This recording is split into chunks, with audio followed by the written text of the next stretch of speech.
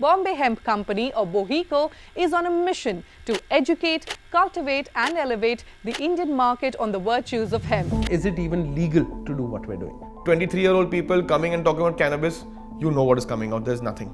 We could actually get Mr. Tata's attention in a bathroom. We wanted to set up a sustainable company. We have to be bold as a company, yet approachable. I can't believe it's been 10 years already. This is the story of BOHECO. We're not just starting a company, but we're building a whole new industry in this country. I can't believe it's been 10 years already. We were just 7 college students when it all began. We thought that in a country where 60% of India's workforce is deployed towards agriculture, it's so skewed the economics that it does only contribute about 13 to 14% of the GDP. That's when we said that, let's try and see if we can create something out of the unknown. We took to hemp as an opportunity as compared to thinking about it as just another illicit product that has plagued the country's problems. I very clearly remember this one amazing incident. We were going from one place to the other, and in the middle we stopped for lunch. And in the menu, there were multiple bhang dishes. And first we thought, of course, bhang is the bhang that we consume in Holi, but surprisingly it was the hemp seed that was used as a base ingredient. So there was bhang ki chutney, bhang ke pakode. And we order pakodas, and along with that we get this green chutney. I think it was mixed with curd, and that we asked him what this was, and he said bhang ki chutney. And for 2 minutes we were like, ye bhang ki chutney. And we were consuming it, and of course we got talking to the dhaba owner. And his wife comes, and we said, "What? Tell us more." And she brings hemp seed oil, and she starts applying it on a stretch mark. And she's like, "2 दिन में ये दाग चले जाएंगे, ये जादू का तेल है." So when we spoke to the locals, there was already so much knowledge there that we were learning more and more of how this unique crop can really help biodiversity, how it can help social impact, how it can really do a lot of justice when it comes to increasing the farmer's income. That's when we realized that it's actually people in the cities that considers cannabis as dope, but people in the villages considers cannabis as hope. And that's where our journey began of transitioning the perception of cannabis from dope to hope. We understood that we had to be prepared for the real world and life outside, how to run an efficient business. We're going to take a small moratorium. We're going to take 2 years, 2.5 years. We're all going to go our own separate ways. Some of us worked in audit and risk analysis, some worked in advertising, some worked in media houses, some worked in packaging, some worked in legal and finance. We essentially preempted the roles that we would occupy once we started BOHECO. But on the weekends, we used to come together, and this was sort of our own personal knowledge time, our own thinking space. I remember distinctly, it was at a mall right opposite Haji Ali that we all met. It was in October, November, end of 2012. We said, okay guys, now's the time. Because the fundamental point in our head is, if we don't do it, someone else will do it.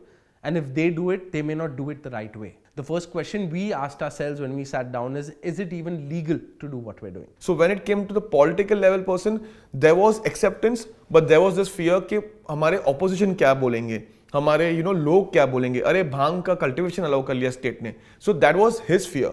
But when it came to the real secretaries, they were talking about how will the policy be made? What is the way to ensure there is going to be some control on it? The journey of textiles actually began because of 2 thought starters. Number one was that the regulation for health and wellness wasn't as evolved, and while we were pursuing that, we also had to make revenue. And the other reason was a means for education. Still remember the first time when Yash and I, we walked into with guerrilla marketing ideas. We walked into Lakme Fashion Week. Everyone told us, yeah, this is great. What a fantastic idea. When we started writing to them, none of them really came back. That actually prompted one of the co-founders to saying that, hey, you know what? Let's do one thing. Let's actually create the first white hemp shirt. One of those brainstorming sessions with the team, and full credit to the team, we said that, if we really have to get people's attention, we have to be bold as a company, yet approachable. One such idea actually culminated into calling us bhang ke kapde. Because we weren't just selling a product, but we were selling a story, a concept, and that was extremely important for us. It began with a simple Reddit AMA and Ask Me Anything done by a member of parliament called Mr. Tathagat Satpathy. And someone candidly asked him, what is your view on cannabis? And he spoke about it, and he was the first official member of parliament that went on record saying, I know about cannabis, I support it, I believe our policies need changing. So that was a trigger for us. I said, okay, I need to reach out to him, come hell or high water. It was myself and one of the other co-founders, and we have a 45-minute call with the member of parliament on the phone telling him, we love what you're saying about cannabis and hemp, but what you described is a pond. Let me give you the ocean. Next thing we know, he gives us a call. We receive a call from his team and says, Jahan, check out the news. And I remember he had gone on the floor of the Lok Sabha, spoke about how hemp or cannabis could make such a positive agronomic, economical, farmer-driven, income-driven impact. Even a state as culturally sensitive at that time as Jammu and Kashmir. He said, perhaps we should be considering such unorthodox, innovative solutions to be able to drive innovative change and innovative development. And he said, have a look at the kurta I'm wearing. What would you make of it as parliamentarians if I told you this was made out of bhang or ganja? And people's jaws dropped. And that's when we realized that we're not just starting a company, but we're building a whole new industry in this country. We were invited to one of the entrepreneurship events, and Mr. Tata happened to be the chief guest at that event as well. There's one thing that we're not necessarily proud of, but we do mention it, is that we could actually get Mr. Tata's attention in a bathroom. I guess something just went off, said, this is your moment. And I use the key terms. I already rehearse this in my head a million times before I enter the washroom. I say, Mr. Tata, I'm Parsi, working in agriculture, working on hemp. I have 45 seconds. The moment I say hemp, he said, oh, that's interesting. I've heard of that. He gives me his card, his personal visiting card to me and says, get in touch with my assistant. It took us 8.5 months to get that first meeting. So what we thought would turn out a meeting with his team turns into a 3-hour one-to-one meeting with only Mr. Ratan Tata. By the end of it, he said, guys, how can I help? We understood that now this 110 square feet office where there are 7 computers, there's a stock, all our meetings happen in this office. The minute 3 people come into the office as clients, 4 people leave to go down and have chai. That was the state of affairs back in the day. And that couldn't obviously continue. And those were the early days of BOHECO when we were actually started the transition from becoming purely an idea into a business. B-Label was launched in Feb 2017. It was almost a year and a half an effort put into launching B-Label. After the first white hemp shirt stint that got us going, we wanted to sort of take it to the next level. Idea was to start draping people with hemp and cannabis and then taking it forward to making sure that we had application products for them. And the goal was always to make sure that we have medicinal products. The most important thing that we did in the 3 years before we actually, removed any kind of a product or launched any kind of, R&D with any product of BOHECO was to set up a good collection line in the state of Uttarakhand to make sure what kind of communication we are doing to the farmer, to make sure what system we are setting up. So we had a lot of NGOs, we had a lot of farmer producer groups we started working with. So that's when BOHECO actually spent 3 years on ground working with the farmers, working with the producer groups, having the right kind of supply chain. And what we learned is hemp seed and hemp fiber and stock do not come under excise or do not come under NDPS. So when these clarifications were attained is when we made sure that we can have a back-end supply chain to have BOHECO Life launched. And that's when 2018 we had the first launch of Bombay Hemp Company's food line, which is BOHECO Life, where we had 3 main products, the hemp seed hearts, the hemp oil, and also the hemp protein.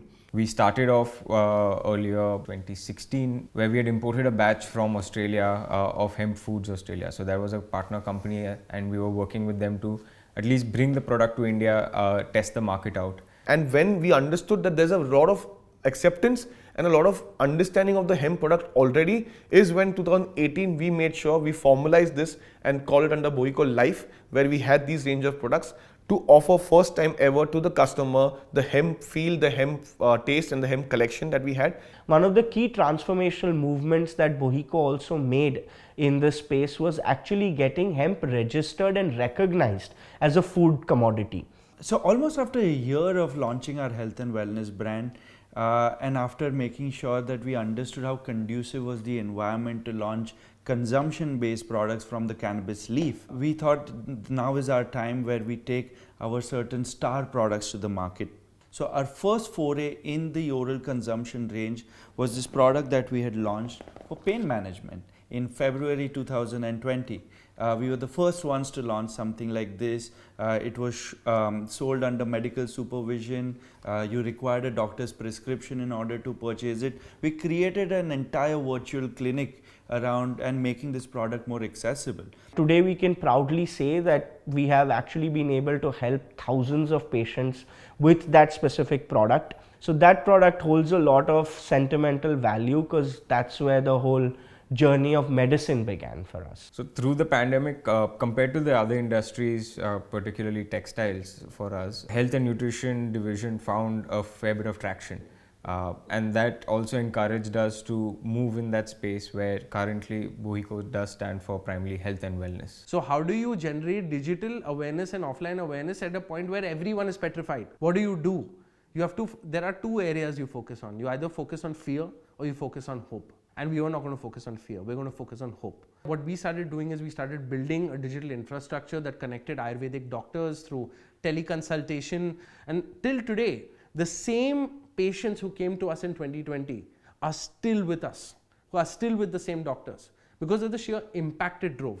By the end of it, we built an R&D and a product team with at least 50 to 60 years worth of product experience from a range of global companies. One of the greatest learnings, and that helped build the next generation of mindset and philosophy at BOHECO, was identifying two core areas where we aim to make an impact from a health and wellness perspective and be able to drive positive change. This majorly consisted of two fundamental tracks that we focused on. One being around chronic pain and chronic pain-based issues and disorders, and one majorly focused around mental health-based issues and disorders. You know, when we started out, yes, we were very mindful of the fact that we had the first mover advantage, but we were extra mindful of the fact that we had the first mover disadvantage as well, where we had to do a lot of things that wasn't done because we were not just starting a company but a whole new industry. So it was very important for us to have complete control over the product and to maintain superior quality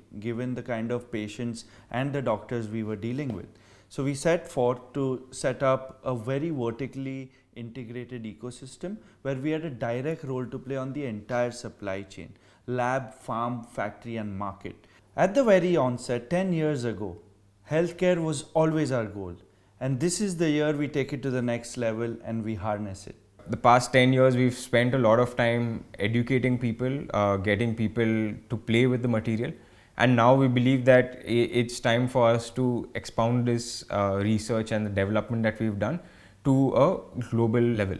The next 10 years is going to be about making sure that everything that we've laid out so far is actually something that people are building on, and they are taking to cannabis in a way like they've never before. Our focus is going to be on patient health as well as on farmer upliftment. We have a whole pipeline of products that would be related to multiple illness areas, whether we're talking about focusing a lot more on women's health, or whether the focus is on more challenging mental health disorders, or whether it is also about creating more consumer level products. Asynchronous disruption is exactly what we are targeting. We will build a pipeline of not just providing the products, but providing the evidence of these products, conducting sophisticated clinical trials never been done before in India. Breaking the stigma, breaking the perception, showing the right kind of industry prospect, because all of this is only coming to terms of what is the business out of it, what is the benefit that my farmer is going to get. It cannot be only a story that can be always pushed and accepted by any policymaker. It has to have substance. We believe that hemp and cannabis could be as important in the Himalayas as some of the apple orchards have been, for example, and how that model has actually transformed the lives of so many farmers there. The second point is hemp and cannabis are actually indigenous to India, which means they're a local plant. When something is local, it's relatively easy to cultivate. So the next 10 years are going to be, I wouldn't say 10, even the next 2 years are going to be very, very exciting from the perspective of growing medical grade hemp or industrial grade cannabis at scale. The intention here is to be able to change people's lives by adding value to their health, and I have not seen a better vehicle to do that than cannabis so far. Now that we're moving into this new phase of Heal with Hemp, it is our aim to help improve the quality of life of our patients. For us, our patients, whoever is suffering from chronic and lifestyle-based indications that have no known cure, that have a long gestation, it is our promise that we will help you heal with hemp. Over the last 3.5 years of us launching our health and wellness brand, we've touched over 50,000 lives and have collaborated and worked with over 300 doctors across India who are hand-holding our patient community through their entire medical cannabis journey. In this world full of black, white and grey, it feels wondrous to be green, to be BOHECO.